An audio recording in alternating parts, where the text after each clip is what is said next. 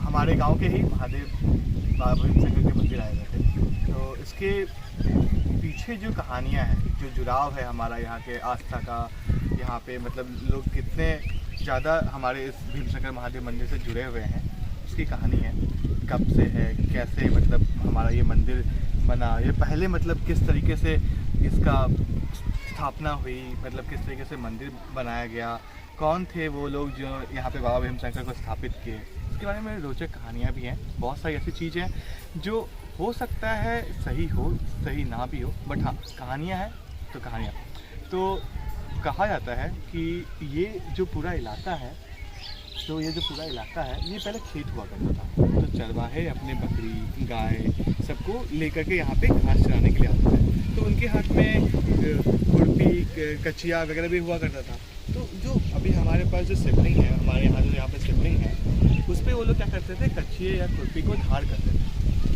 जिसकी वजह से जो आप देखेंगे जो हमारा शिवलिंग है वो थोड़ा सा आधा खिया भी गया, मतलब कहने का मतलब आधा घिस भी गया।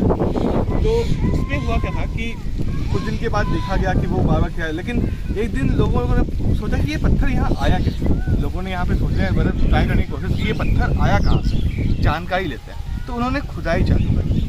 जब खोदा गया पत्थर को, मतलब साइड से खोदा गया, तो उनका इधर मतलब एक लेफ़्ट साइड भी और राइट साइड भी खोद लिया गया, तो अंत ही नहीं मिल रहा था। और बहुत ज़्यादा गड्ढा करने के बाद भी पत्थर या निकल ही नहीं रहा था। मतलब लोगों को लगा कि भाई ये तो अनंत है। तो ऐसी एक और कहानी आती है, किसी के स्वप्न में भगवान शिव जी आए थे। तो वो कहे थे कि देखो ऐसा है कि लोग सब आते हैं मेरे कचिया और खुरपी धार करते हैं, तुम ऐसा करो, हम यहाँ पे मेरी मूर्ति मतलब मंदिर की स्थापना करो। तो स्टार्टिंग में लोगों ने कुछ पैसे वैसे जोड़ करके बांस का ही टट्टी सा वहाँ पे बना दिया, घेर दिया उसको कि अब लोग जा करके उस पर बैठे नहीं। धीरे धीरे वो आस्था से जुड़ते गया, हमारे जो पूर्वज थे वो आस्था से जुड़ते गए, उनको पूजा स्टार्ट होते गया। लगभग इतिहास जो इसका है, जहाँ तक मेरी जानकारी है, जो मैंने तथ्य को पढ़ा है या लोगों से सुना है, तो कहा जाता है 1939 से मंदिर है यहाँ पे।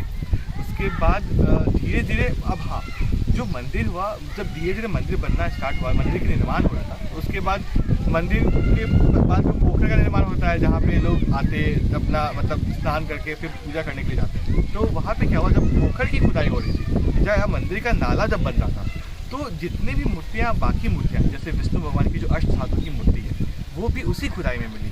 विष्णु जी की जो मंदिर है, मतलब वो विष्णु जी की जो प्रतिमा है, उसको कहते थे पुराने ज़माने में लोग कि वो अष्ट धातु की बनी हुई है। और पूर्णिमा के दिन उस मूर्ति में से एक विशेष तरह का जो चमक है वो निकलता था। उसमें से बताया जाता है, जो मेरे पापा या दादाजी जो कहानी सुनाए हैं उसके बारे, उसी के आधार पर बता रहा हूँ मैं, कि कहा जाता था कि वो अष्टधातु की मूर्ति थी और उसमें से पूर्णिमा के दिन, हर पूर्णिमा के दिन उसमें से विशेष तरह का चमक निकलता था। और एक और मिथ्य कहें या तथ्य कहें कि उसमें बोला गया है कि जो तांबे का जो छड़ होता था या तांबे की कोई बर्तन सटाने के वजह से उसमें आप सटाते थे, तो वो सोने का बन जाता था। भले ही अलग बात है कि मिथ भी हो सकता है या इसके बारे में पूर्णतः सच्चाई नहीं पता हमें, बट हाँ, लेकिन जो वो विष्णु जी की मूर्ति जो थी, जो अष्टधातु की कही जाती थी, वो हमारे यहाँ से एक बार चोरी हो गई।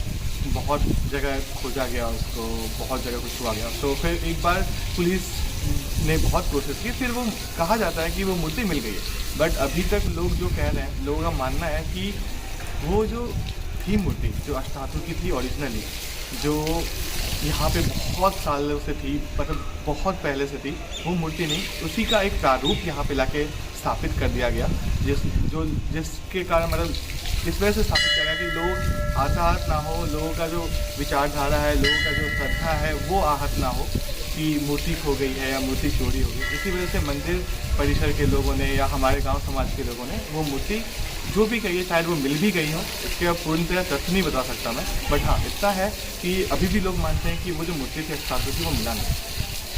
बाद में गणेश जी की मूर्तियाँ, ढेर सारी मूर्तियाँ, मतलब एक तरीके से आप समझ लीजिए कि ये इतना प्राचीन होगा, किस ज़माने में मूर्तियाँ बनी होगी यहाँ पे, मतलब किसी भी वजह से वो दब गया होगा अंदर, जो बाद में हमारे पूर्वजों द्वारा यहाँ से निकाला गया।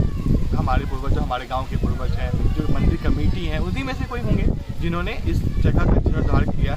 सरकार भी अब इस जगह को बहुत अच्छे से देख रही है, क्योंकि बहुत ही ज़्यादा यहाँ पे आस्था का, मतलब आप यहाँ पे सावन के सोमवार के दिन आप यहाँ पैर तो रख ही नहीं पाएंगे अगर आप सुबह सुबह नहीं आते हैं तो मंदिर में बहुत भीड़ होती है, बहुत ही ज़्यादा भीड़ होती है। इवन आप पैर नहीं रख सकते हैं। शिव जी को प्रणाम करने के लिए लाइन लगे हुए थे सुबह, यहाँ पे 5 बजे से लेकर के शाम के 8 बजे तक लाइन लगी।